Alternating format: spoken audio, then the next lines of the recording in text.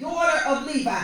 And the woman conceived and bare a son. And when she saw him that he was a godly child, wait a minute, godly child. When she saw him, it's something about a believer in Jesus Christ. When they see you, you don't have to open your mouth. They just know that you belong to Jesus. Why? Because of your lifestyle, because of how you carry yourself, and how you exhort. Now, this is a word. Is that a word? Execute faith. Execute faith. That's why I got scholars in here, because y'all gonna help me with a word if I can. Execute faith. Amen. Faith hit a person in the faith before you get there. People know if you're a faith believer, a faith walker. You don't have to do nothing. You don't have to bogart. You don't have to push your way. Just walk. Amen. Faith has a way of opening doors for you. Thank you. Faith has a way of closing doors. Yes. Faith has a way of bringing down walls. Oh, yeah. Faith has a way of building up walls. Hallelujah. Faith has a way of taking a seed and making it grow. Amen. That's what faith does. Amen. So watch this. So watch this. And it says, and when she saw him, he was a godly child, a goodly child. So she hid him for 3 months. And when she could no longer hide him, she took for him an ark of bulrushes. So what I think was going on then, I think they was killing all the male children or something like that. And so Moses was born, and she hid him. And when she hid him, she put him with slime and in a pitch, and put the child therein, and she laid it in the flags by the river brink. And his sister stood afar off to wit what would be done with him. And the daughter of Pharaoh came down to wash herself at the river. Listen here. Sometimes your enemy will end up blessing you. You better say it. All you got to do is stay the course. You don't have to fight the battles like that. Just stay the course. God got a way of making your enemy, the scripture says, God will prepare a table before me in the presence. I tell you, look at me when I say that. In the presence of my enemies. Amen. I do this. I'm guilty. So let me make me an example. I do this sometimes. If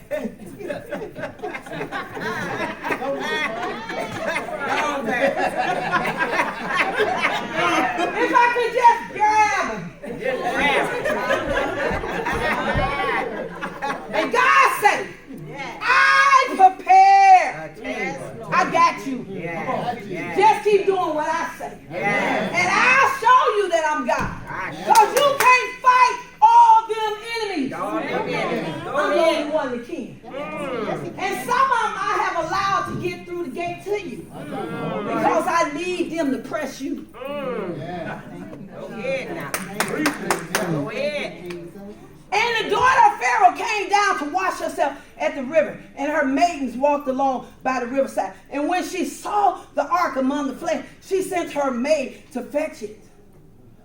There's a sign. You know how we look for a sign? There's a sign that people can see that know it belongs to God. Amen. There's a sign. Like I put all them flags around Union. It was something about them flags being put out. It wasn't for then, it was for the now. Yeah. See, a lot of times you don't know why you're doing what you're doing. You don't know why you're setting your tent right here. You don't know why you're building over here. You might can't see it today, but if you could just stay the course. God never told you it was going to be easy. Yeah. He never said in his word it was going to be easy. He said, lo, I am with you. All right. Even to the ends of time. So stop feeling like because something going on in your life, you are a failure. Jesus. Not always you a failure. Sometimes it's your choices. Amen. But there's nothing that God can't do. Right. If you will, 1, repent, 2, turn from your wicked ways. Yes. There's nothing that God can't heal. There's nobody that can't be delivered unless you yourself choose to stay in that place you in. All right. Okay, I'm going. Hold on. Don't go sleep on me. I'm going somewhere. And when she saw the ark among the flags, she sent her maid to fetch it. And when she had opened it, she saw the child. And behold, the babe wept. And she had compassion on him and said, this is one of the Hebrew children. Watch this, watch this. Then said his sister, the Pharaoh's daughter, shall I go and call to thee a nurse of the Hebrew woman? Watch it. And she may nurse the child for thee. And Pharaoh's daughter said to her, go. And the maid went and called the child's mother. And Pharaoh's daughter said unto her, take this child away and nurse it for me, and I will give thee thy wages. And the woman took the child and nursed it. And the child grew, and she brought him unto the Pharaoh's daughter, and he became her son. And she called his name Moses. And she said, because I drew him out the water. Sometimes your journey will shift. Sometimes your journey got to go in somebody else's hand to help you get where you need to go.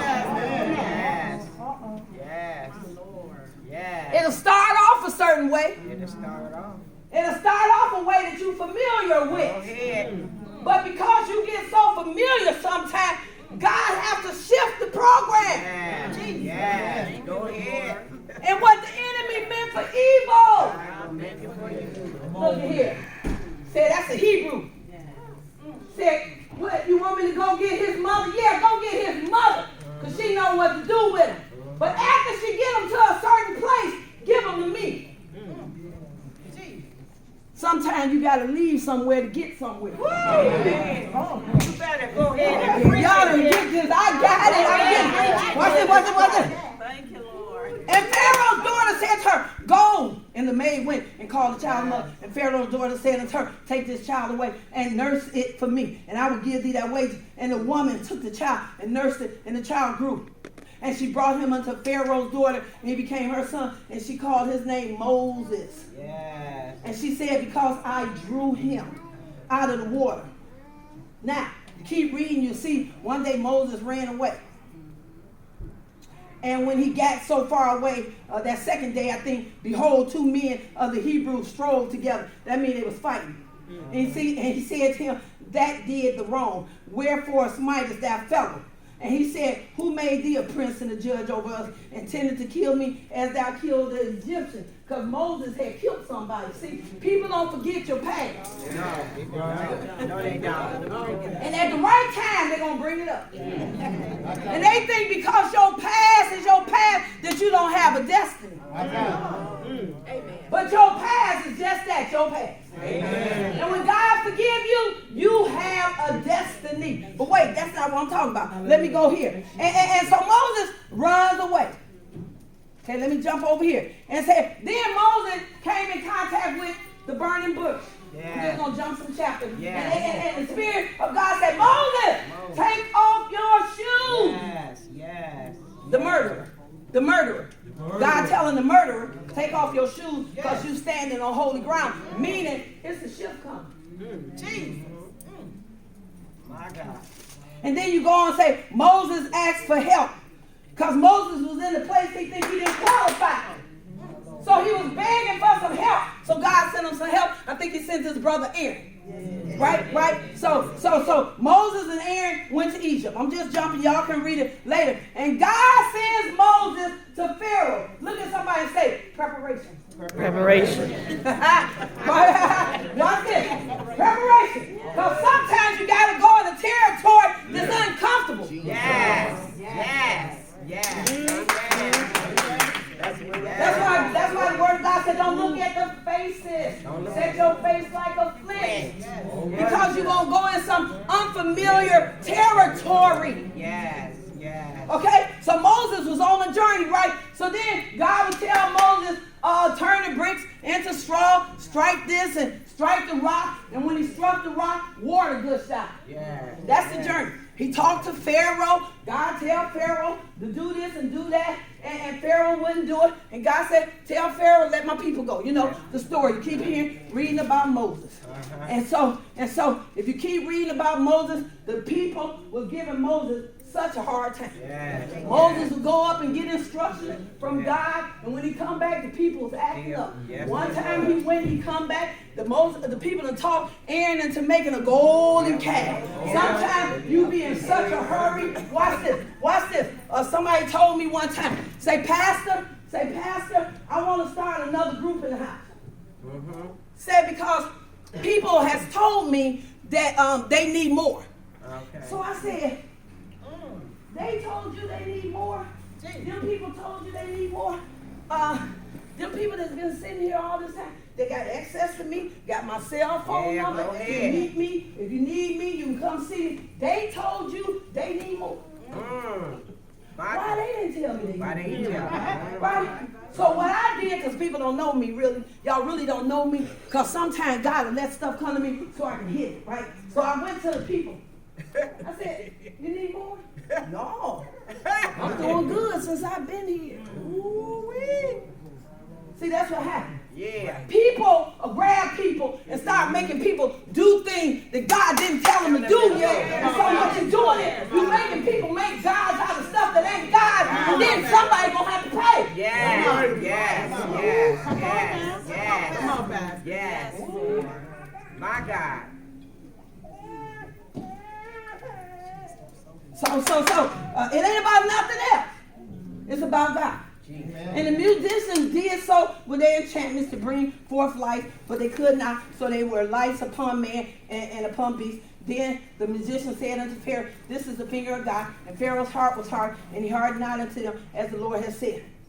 Disobedience. Yeah. But all in that, God got a plan, right? Amen. Animals was destroyed. Yeah. You know, all kind of stuff happened. Locusts covered the land. Yeah. Firstborn died. You know the story, all that, right? Yeah. So I was reading all that, then God took me over to Numbers. I was talking to somebody yesterday on the phone, and they was encouraging me so much. They don't even know. We started speaking in tongues. They don't even know why they was talking to me, and they don't even feel like they have nothing to give. My God. But they was talking to me, and I was doing this. I was climbing. Yeah. I was climbing. They don't know that God sent them at that time to push me up. Come on, Pastor. They don't even know they was doing it. I didn't feel no kind of way. I didn't feel sad. I didn't feel depressed. But God always knows for your next assignment, you got to send somebody in there to kind of push you.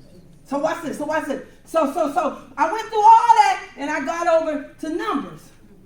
And I started reading, and it says, why did Moses strike the rock?